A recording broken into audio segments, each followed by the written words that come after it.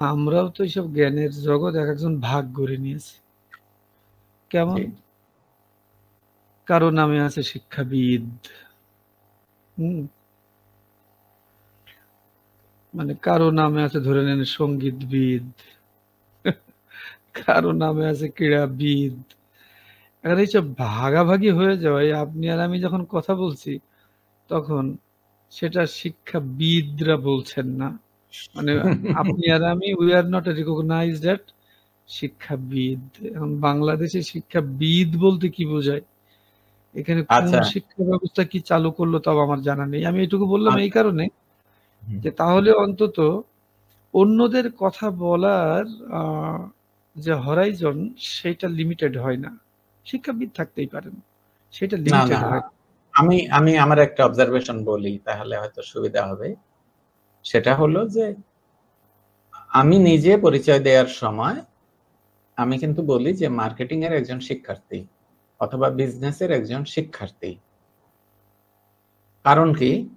কারণ হচ্ছে যে আমরা যে অর্থনীতিবিদ, পদার্থবিদ, পরিসংখ্যানবিদ বা শিক্ষাবিদ এইটা বলবো কাদেরকে বলা যায়? এই বিদ শব্দটা কার সাথে যায়? আমি মনে করি যে আমার সাথে যায় না। কারণ আমি ওই যোগ্যতা অর্জন করিনি। তো ওই লেভেলে এক্ষেত্রে যাই না এখন।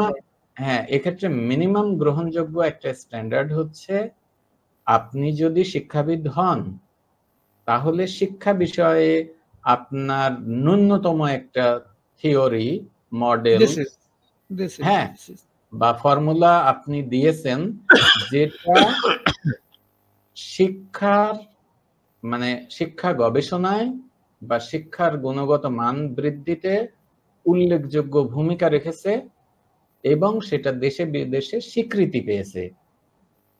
এইটা আমরা যদি তো হয় তাই তাহলে জানি। আপনি হ্যাঁ, তাহলে আপনি শিক্ষাবিদ। ঠিক অর্থনীতির ক্ষেত্রেও তাই, পরিসংখ্যানের ক্ষেত্রেও তাই। আপনার হ্যাঁ, এরূপ একটা কন্ট্রিবিউশন থাকতে হবে। কিন্তু কিন্তু বাংলাদেশের দুর্ভাগ্যজনক ব্যাপার হ্যাঁ, হলো এই না, না, হ্যাঁ, আমি একটু বলি যে কিন্তু আমার দেশে নিউজ পেপারে কলাম লিখেন, উনার শেষে পরিচয়ে লেখা থাকে শিক্ষাবিদ। হুম, কিন্তু উনি উনার সমগ্র জীবনে কোন হুম, জার্নালে শিক্ষা বিষয়ে একটা পূর্ণাঙ্গ আর্টিকেল লিখেছেন বলে আমার জানা নাই। নেতা তো লেখার দায় নেই। সে তো ওই উনার কোন জগতের লোক না। হ্যাঁ, উনার শিক্ষা বিষয়ে কোন বই নাই, কোন মডেল, থিওরি, ফর্মুলার তো প্রশ্নই ওঠে না। অথচ উনি বিশিষ্ট শিক্ষাবিদ এবং গোটা জাতি উনাকে শিক্ষাবিদ হিসেবে চিনত বহু বছর। আপাতত একটু থেমেছে। আপাতত হ্যাঁ? থেমেছে। মানে এটা অনেকটাই ওই যে শিয়ালের ওই সেই আ মানে এক ধোপা আ হুম, হুম। কাপড়ে নীল দেবে বলে তখন ছিল না? জি, জি। যে সে তার এক পাত্রের মধ্যে নীল-টিল রেডি করেছে। আর ওদিক হুম, থেকে শিয়ালকে ধাওয়া করেছে পাড়ার দুষ্টু ছেলেরা।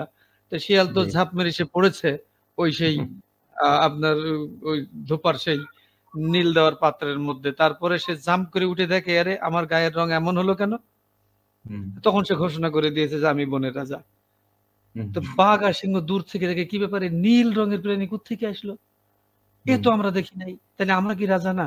সিংহ ভাবছে কি ব্যাপার? বাঘকে ডাকে বলে, "মামা তাহলে তুমি আর রাজা না। কেন?" বলে, "ওই দেখো। ও তো এখন রাজা বলে দাবি করছে আর বলেছে আমরা যেন এক আধটা মেরে ওর দিয়ে আসি ও খাবে।" হুম, মানে ঘটনাটা এটা অনেকটাই এরকম গেছে আরকি আমাদের। তো ওইজন্য জি। আপনি ঠিকই বলেছেন। এইসব নিয়ে তো আসলে শিক্ষিত মানুষের মধ্যে হঠকারিতা থাকলে সেটা তো জাতিকেই ক্ষতি করে। কিছু করার নেই আরকি। তা আমরা এসব জায়গা থেকে যতটা নিজেদের মুক্ত করব ততটা ভালো।